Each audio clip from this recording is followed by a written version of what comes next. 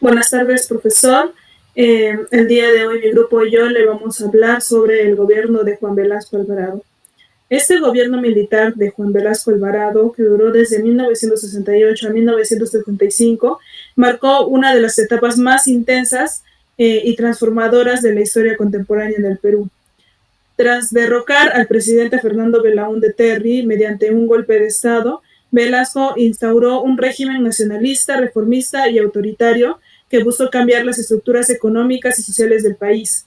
Su proyecto político pretendía acabar con las desigualdades heredadas del sistema oligárquico, también devolver la dignidad del pueblo y consolidar la independencia económica del Perú a través de medidas como la reforma agraria, la nacionalización de empresas extranjeras y la creación de empresas estatales, el gobierno militar intentó construir una segunda independencia orientada hacia la justicia social y la soberanía nacional. A continuación les paso con mis compañeros.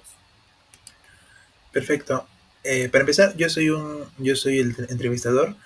Vamos a presentar a nuestros compañeros como entrevistados, empezando con la compañera Marjorie, que va a representar lo que era una campesina en esta época, una campesina del pueblo y cómo veía al presidente. Entonces, compañera Marjorie, buenas noches. Como primera pregunta, señora campesina, ¿cómo recuerda usted del gobierno de Juan Velasco Alvarado? Bueno, sin duda esta fue una época de cambios fuertes, ya que Velasco llegó con la idea de hacer cambios como quitarle los abusos de los poderosos, pero también era un gobierno en el que no se aceptaba críticas y teníamos mucha esperanza, pero también teníamos mucho miedo de tal vez no estar de acuerdo con algunas decisiones. Perfecto, compañera. ¿Y qué cosas, señora Buenas, cree que hizo su gobierno? Considero que una de las cosas buenas fue la reforma agraria, ya que cambió la vida de muchos campesinos y nosotros sentimos que por primera vez se preocuparon por los pobres y hubo muchas mejoras en cuanto a la recuperación de empresas extranjeras y otras economías. Sí, es verdad. Y según lo que nos cuenta, ¿qué fue lo peor que vivió o vio en esta época? Considero que fue la represión y la falta de libertad, y que cuando cerraron el Congreso muchos periodistas pasaron a manos del Estado, lo que hacía que no se podían expresar libremente, ya que se decía que si decíamos algo malo iban a haber consecuencias. Sí, es real. ¿Y cree que el Perú se benefició o se perjudicó con el gobierno militar? Yo diría que hubo de las dos cosas. Se benefició en el sentido de que el país se atrevió a cambiar las estructuras que eran injustas, pero también se perjudicó porque se impuso la fuerza sin escuchar a la gente. Es verdad. Y si usted pudiera resumir lo que significó Velasco para usted y para el Perú, ¿qué diría?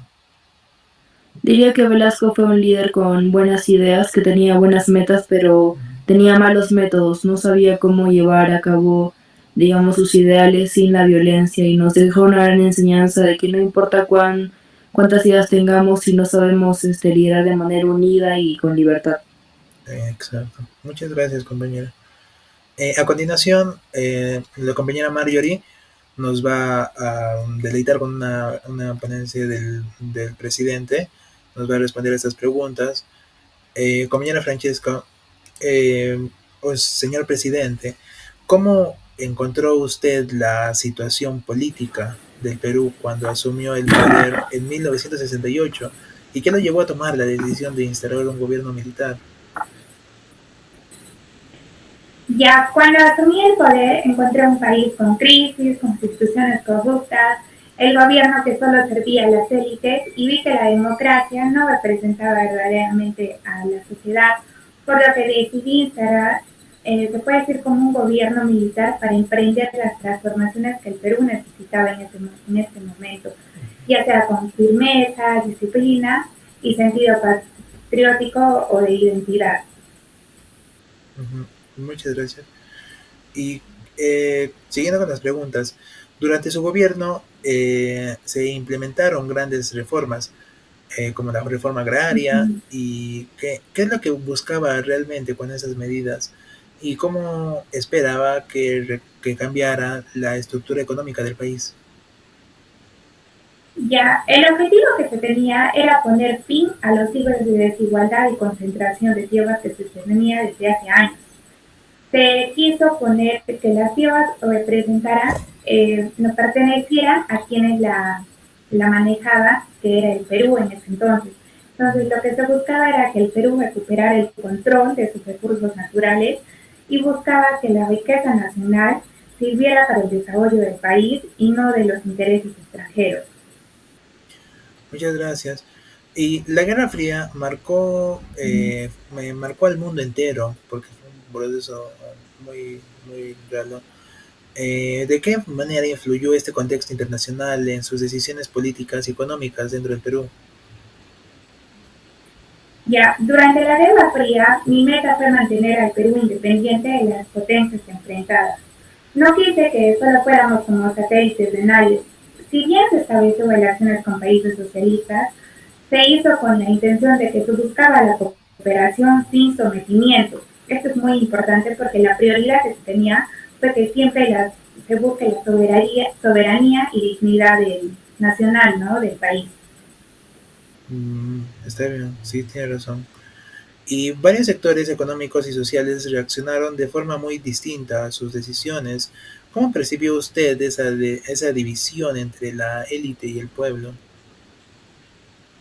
Ya, las élites se opusieron a las reformas que se está poniendo porque afectaban sus privilegios, sus beneficios que tenía. Ujú. Entonces, mientras que el pueblo estaba como conformado por campesinos, obreros, estudiantes, se puede decir que ellos lo recibieron con esperanza y sabían que todo cambio generaba resistencia, pero que si se mantenía firme en la decisión que se había tomado, el gobierno se podría decir de que estaba prestando más atención a los que son los sectores olvidados, imaginados, que es lo que se buscaba en este gobierno.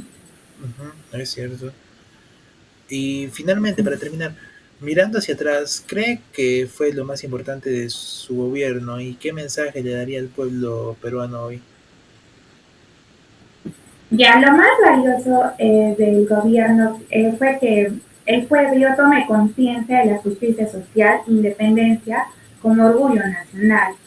También es que el Perú de hoy o sea, no permita volver a ser dominado por, por las élites o por países potencias, sino que defienda su identidad, que recuerde que la libertad no solo se alcanza cuando un país es gobernado, sino también es, se busca el bien para todos, ¿no? Siempre pensando en todos. Sí, sí, Muchas sí. gracias. Muchas gracias, compañera, señor presidente. A continuación, nuestro compañero Gerson va a actuar de campesino. Él nos va a representar lo que vio, lo que vivió durante el gobierno de Velasco. Entonces, nos va a contar cómo era la vida durante el campo. Entonces, compañero, quería empezar con la primera pregunta. ¿Cómo era la vida en el campo antes de la reforma agraria? Bueno, antes vivíamos trabajando para el patrón. No teníamos derechos ni propiedad. Apenas recibíamos un salario bajo o parte de la cosecha que nosotros mismos trabajábamos. Pues básicamente éramos peones en nuestras propias tierras y la educación y la salud no llegaban a nuestras comunidades. Uh-huh. ¿Y qué cambios trajo la reforma agraria en su comunidad? Bueno, con la reforma agraria de 1969, las tierras fueron entregadas a los que trabajábamos ahí, o sea, nosotros. Y se reformaron cooperativas agrarias y comenzamos a decidir juntos cómo sembrar, qué sembrar y cómo producir. Y por primera vez nos sentimos que la tierra era realmente nuestra. ¿Y ustedes recibieron algún apoyo técnico o económico del gobierno después de esta reforma? Bueno, el gobierno nos dio algunos créditos y maquinaria. Al comienzo, a través del SINAMOS, que es el Sistema Nacional de Apoyo a la Movilización Social. También veníamos técnicos a enseñarnos nuevas formas de cultivo, pero con el tiempo los recursos fueron pocos y las cooperativas que nos apoyaran nos apoyaban en cuestión de endeudar. Wow. Y para terminar, maestro campesino, ¿qué opinaba usted de Juan Velasco Alvarado y de su gobierno? Bueno, para nosotros el presidente Velasco Alvarado era un libertador. Era el único que habló por el campesino y decía que la tierra era para quien lo trabajara y lo cumplía. En nuestras casas había su retrato y aunque después algunos empezaron a dudar por los problemas económicos, ¿no? Uh-huh. Sí. Muchas gracias, compañero. Eso sería todo de nuestra parte. En resumen, Velasco asumió el poder en un contexto de crisis política y social con el objetivo de reformar un sistema dominado por las élites. Sus reformas, especialmente la reforma agraria, buscaron redistribuir la riqueza y fortalecer la soberanía nacional. La Guerra Fría también condicionó sus decisiones, pero también le permitió explorar alianzas fuera del control estadounidense. Aunque logró despertar conciencia social, su gobierno cayó en el autoritarismo que generó divisiones profundas. Esto dejó una huella, este gobierno de Velasco dejó una huella ambivalente, ¿no? Un símbolo de justicia social y orgullo nacional, pero también de represión y crisis económica. Tenemos que reflexionar sobre la Guerra Fría, ¿no? Que influyó profundamente en el rumbo político y económico del Perú durante y después del gobierno de Velasco, en un mundo dividido entre el capitalismo estadounidense y el socialismo soviético. El régimen buscó un camino propio, manteniendo una postura de independencia frente a ambos bloques, y esa búsqueda de soberanía marcó la política exterior peruana y dejó huellas que aún se perciben en la actualidad. La tensión entre la apertura al mercado global y la defensa de los recursos nacionales sigue siendo un dilema vigente. Hoy la economía peruana continúa debatiéndose entre el libre mercado y el intervencionalismo estatal, reflejando aquella herencia de un pasado en el que el país intentó afirmarse como una nación autónoma y justa. Eso sería todo, profesor. Muchas gracias.